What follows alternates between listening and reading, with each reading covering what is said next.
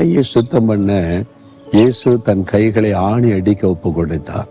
அவருடைய கையில் ஆணி அடிச்சாங்கல்ல, சிலுவை மரத்தில் ஆணி அடிக்க தன் கையை ஒப்பு கொடுத்தார்.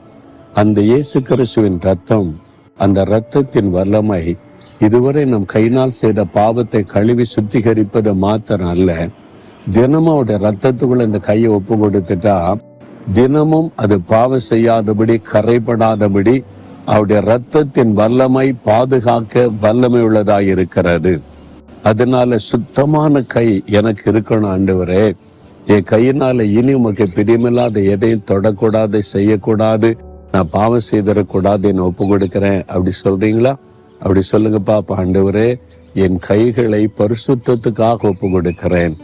இதுவரை இந்த கையினால் செய்த பாவத்தை உம்முடைய கைகளில் இந்த வடிந்த இரத்தத்தினால கழுவோம். இனிமேலும் இந்த கையினால் எந்த பாவத்தை செய்து விடாதபடி, அநீதியான காரியத்தை செய்து விடாதபடி என் கைகளை உம்முடைய இரத்தத்தின் வல்லமையினால் பாதுகாத்து நடத்தும். இயேசு கிறிஸ்துவின் நாமத்தில் ஜெபிக்கிறேன். ஆமென்.